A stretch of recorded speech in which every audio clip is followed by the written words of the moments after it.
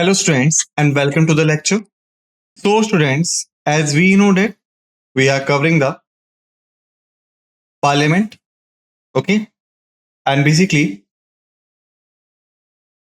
these are the topics that we have scheduled for the discussion under this particular series, like the introduction part, like the organization of parliament, like the composition of two houses, like the system of elections to Lok Sabha, like the duration of two houses, like the membership of parliament, like the presiding officers of parliament, like the leaders in parliament, like the sessions of parliament, the devices of parliamentary proceedings, the legislative procedure in parliament, the joint sitting of two houses, budget in parliament, multifunctional role of parliament, ineffectiveness of parliamentary control, the position of Rajya Sabha, parliamentary privileges, and the sovereignty of the parliament.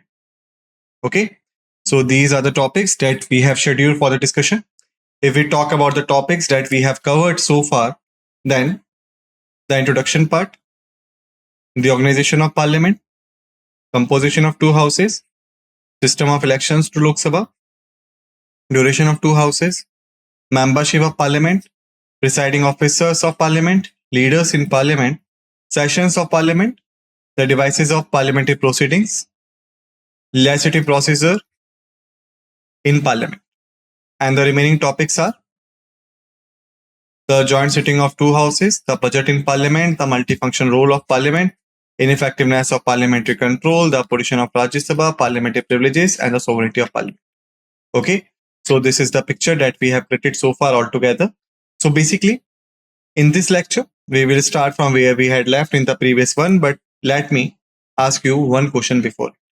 Like in the, you can say previous lecture when we had started the legislative overview of the parliamentary procedure, then basically there was a thing that we had encountered. And what was the thing? There are basically 4 parliamentary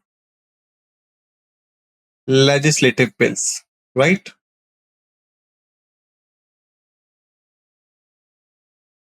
You are required to tell me the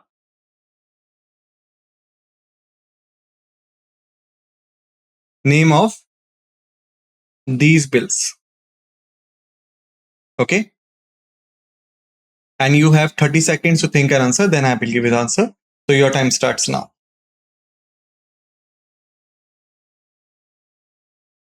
Just think about it. We had already discussed it in the previous lecture.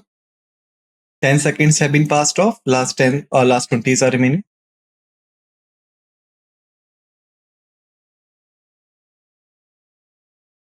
Okay, last 10 seconds are remaining.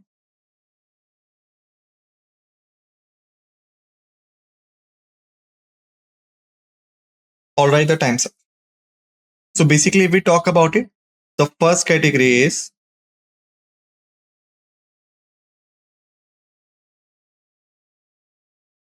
ordinary bills. Thereafter, the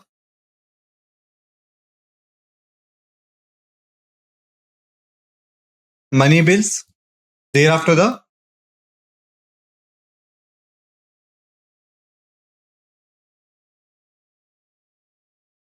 financial bills, and then comes the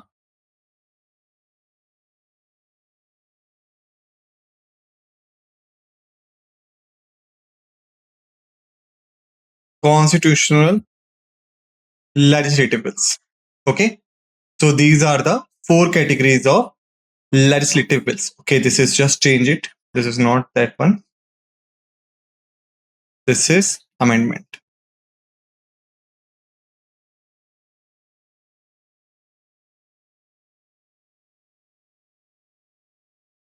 Okay, so this is the category. All right. So let's start from where we had left it. Okay. So if we talk about the legislative process in the parliament, the first bill is the ordinary bill. Okay. And we know ordinary bill contain no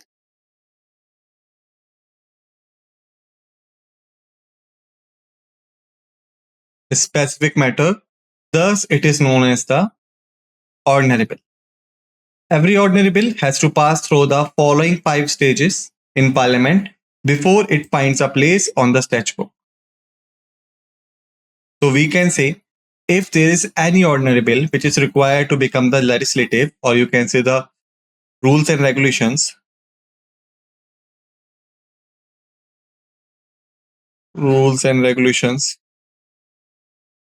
and if you say any category of the laws, okay, then we know the bill is required to cross the 5 stages.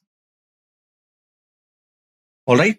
So what are these 5 stages? Let's see. The first stage is the first reading. Okay. So any ordinary bill can be introduced in either house of the parliament, whether Lok Sabha or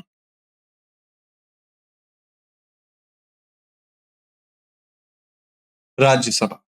Okay. Thereafter, it can be introduced either by a minister or by any other member, which is known as the private member.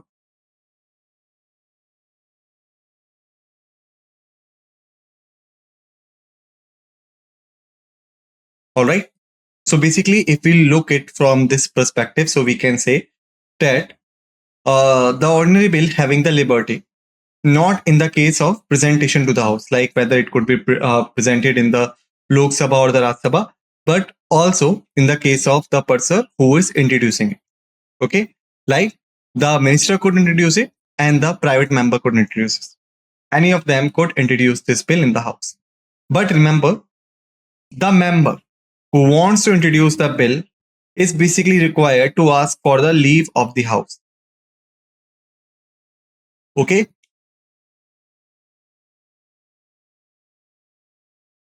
And once the house grants leave to introduce the bill, the mover of the bill introduces it by reading its title and the objectives. Okay. It means that this is a necessary step. Okay. It means the mover is required to take the leave of the house. Without taking it, he could not start the introduction of the bill. Okay. And once the leave grants, then the introduction should be by reading its title and the objectives, so that everyone could be aware that what the mover wants to introduce. Remember, in this stage, no discussion would be happen. Okay. This is only the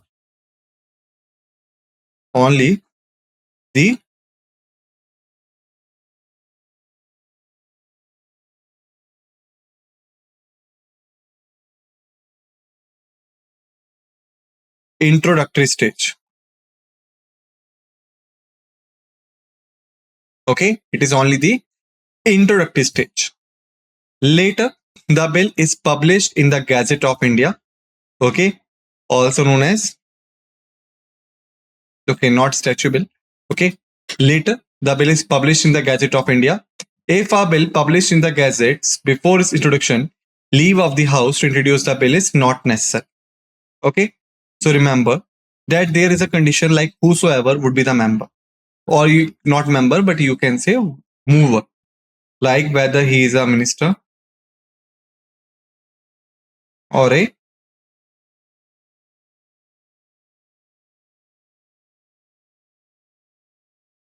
private member, whosoever is presenting the bill. Then we had discussed the person is required to take the leave of the house.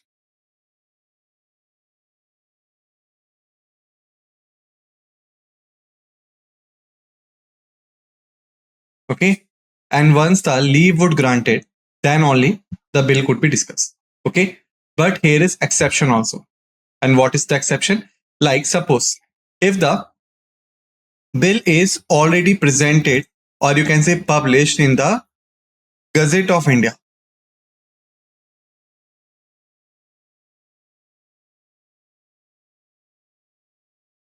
In the Gazette of India, the bill already presented here or published here, then this would no longer require. Okay. So remember, in the general cases, the leave of the house is required by the mover, okay, to introduce the bill. But the exception is if the bill already presented in the Gazette of India, then the leave of the House is not required. Okay. Thereafter, the introduction of the bill and its publication in the Gazette constitutes the first reading of the bill. Okay. So, if we talk about the first reading, then two things are included in it. First,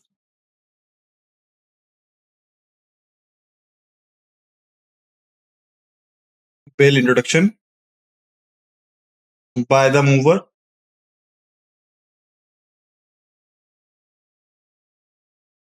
Okay. Second,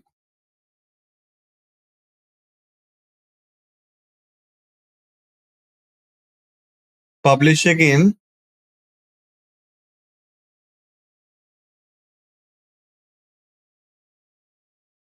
Gazette of India. Okay. So these two comprisely made the first reading of the bill. It is the first stage. And here, if we talk about the public versus private bill, because we had discussed like whatsoever the bill would be presented in the parliament. So the categories we had discussed already, that these are having the 4 categories. Okay. Like the category of ordinary bill, money bill, financial bill, and the constitutional amendment bill. But generally, the bills are of the two types only, the public bill or the private bill. Okay. And we had taken the example like the public bill is also known as the government bill. Okay. And the private bill is basically the private bill which is having no government backing.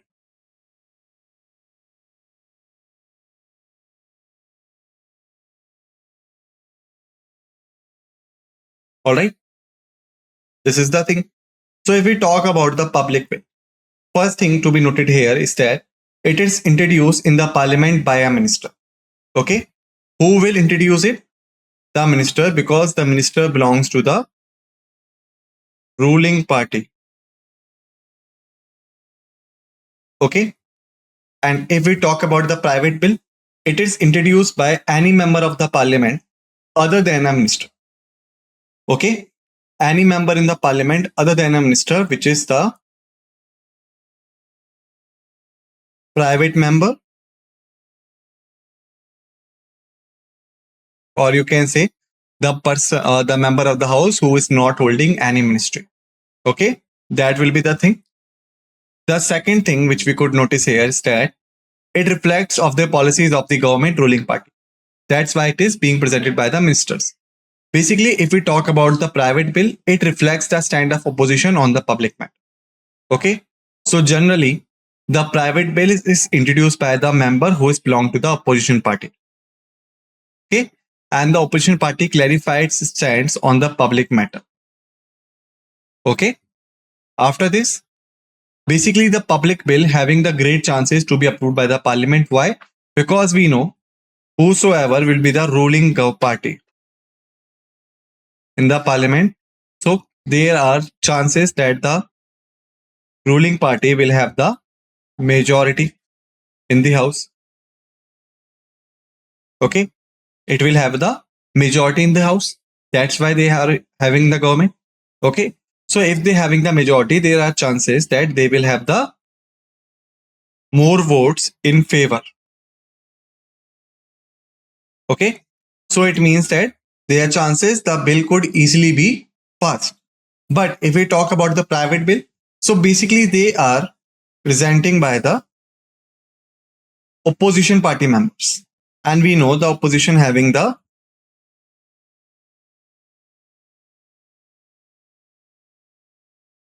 lower majority. So technically, the opposition will have the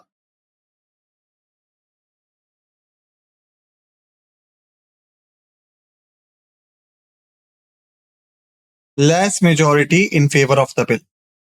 Okay. Only except some extraordinary cases in which the members, even from the ruling party, they support the bill. Okay. Or otherwise, they does not get approval as much as possible in the public bills. Okay. its rejections by the House amounts to the expression of want of parliamentary confidence in the government and may lead to resignation. Like the public bill is presenting by the ruling party,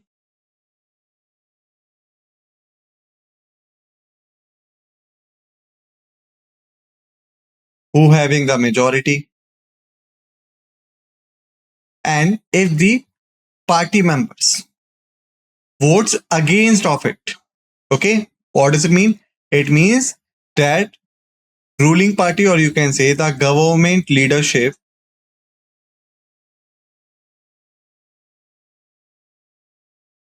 had lost their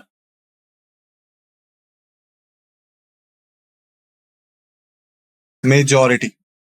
Okay, so that's why the parliamentary confidence in the government is required to be presented, and this may lead to the resignation of the government if the government fails to do it.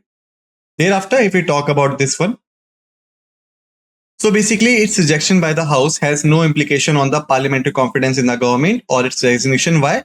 Because generally it is presenting by the opposition government, or not government, opposition party, okay, who already having the minority.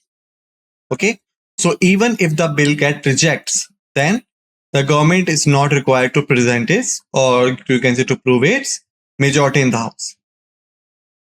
Its introduction in the House requires 7 days notice.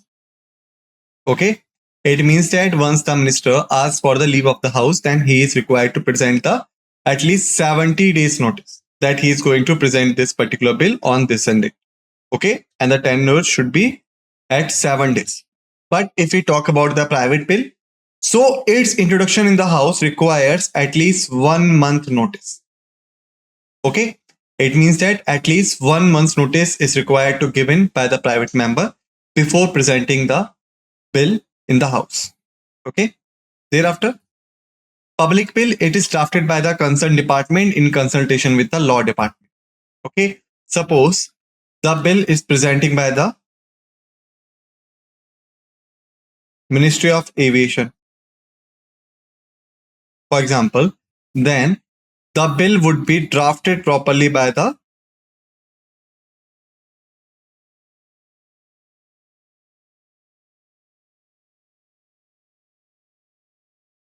Department of Aviation. Okay, and but they will concern with the law department to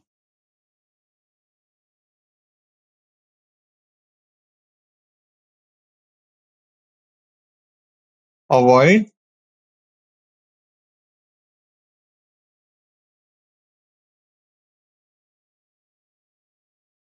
any law breach. Okay, and if we talk about the private bill, it is drafting its responsibility of the member concerned. It means that suppose if Mr. X, he wants to present this bill because he is not holding any department or the ministry, so basically he will not get the help of that particular department or the ministry, and his individual responsibility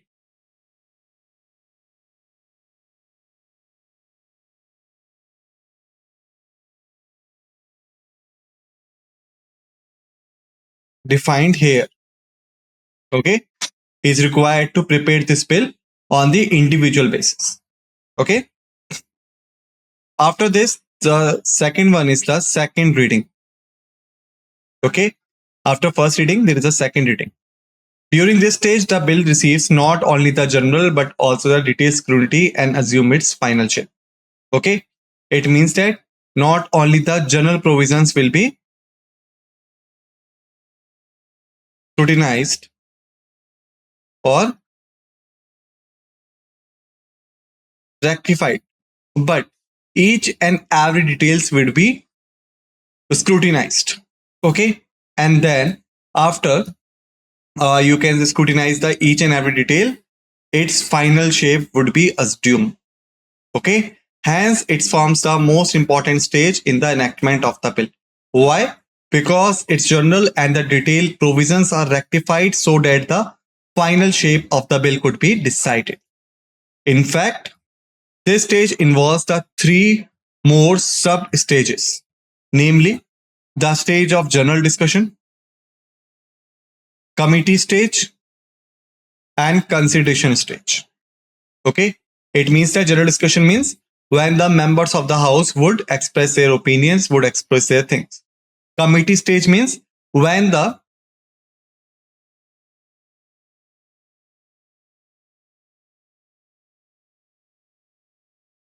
specific committees, or we can say when the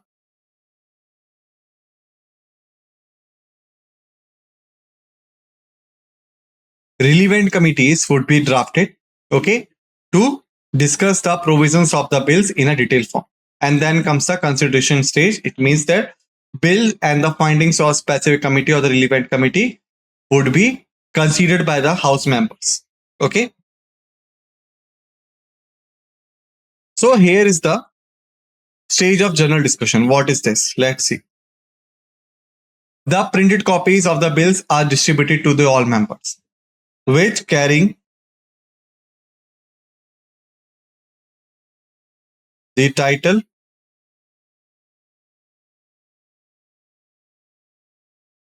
and its objectives. Okay. So that a member could have the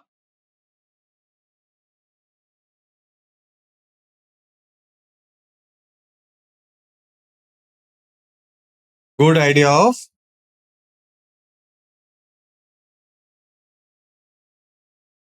bill provisions. Okay.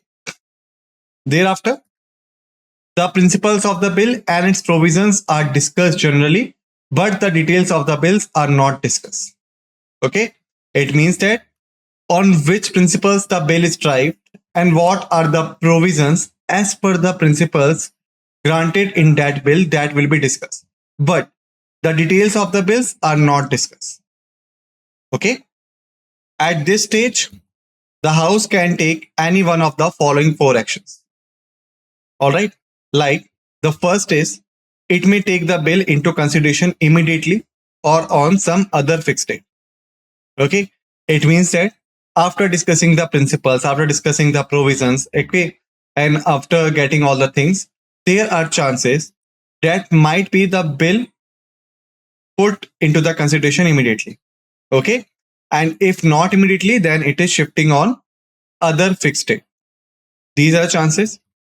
Second is it may refer the bill to a selected committee of the house. Okay. It means that some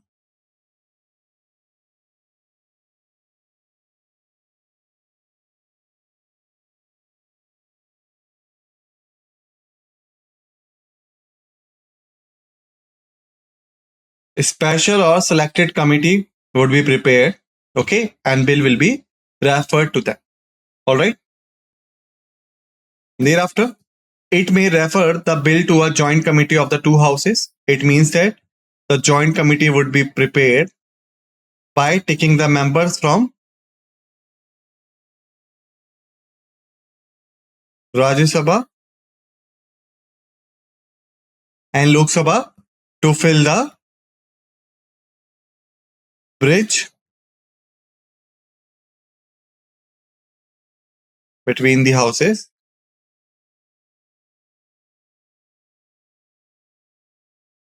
Okay. And last, it may circulate the bill to elicit public opinion. Okay. Or you can say to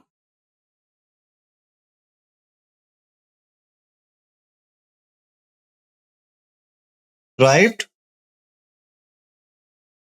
public opinion on that particular bill. Okay. So a select committee consists of members of the house where the bill has originated, and a joint committee consists of members of both the house of parliament. Okay. So basically the select committee, if we talk about the originated house, it means that suppose if the bill was introduced in the Lok Sabha, then this will be a originated house. Okay. And the members would be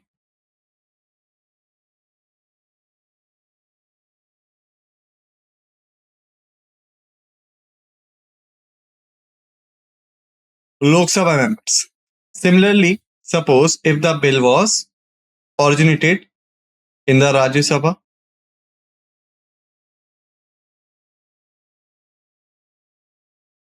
okay, then this will be declared as an originated house.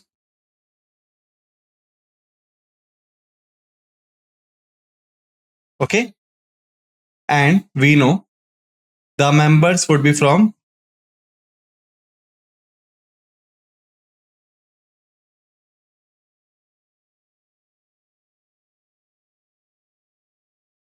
Rajya Sabha members.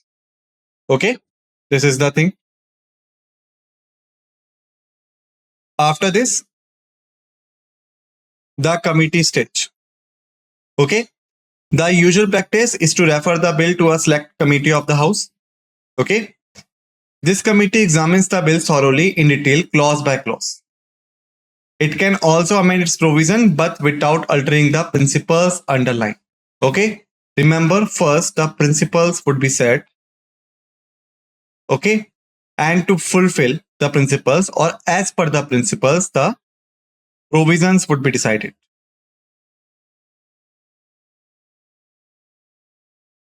Okay, remember this. All right. So whatsoever the selected committee would be, they will first examines the bill thoroughly in detail, clause by clause. Okay, it means that not only the title, but objectives also would be examined. Okay, clause by clause. And if the committee feels that there are some changes which is required, so only the provisions could be changed. Okay, the principles underlying, or so you can call it as an basic principles. These basic principles could not amend or changed. Okay, and after completing the scrutiny and discussion, the committee reports the bill back to the House. Okay, and this is now known as the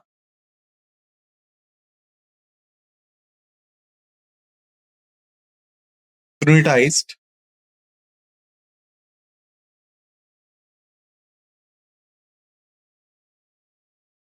or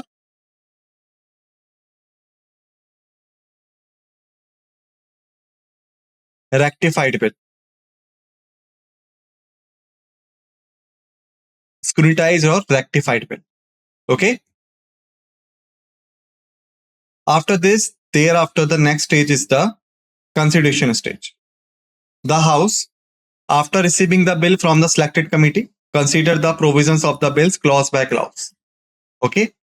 Each clause is discussed and voted upon separately. It means that suppose if there are 5 clauses, clause 1, thereafter the clause 2, thereafter the clause 3, thereafter the clause 4, thereafter the clause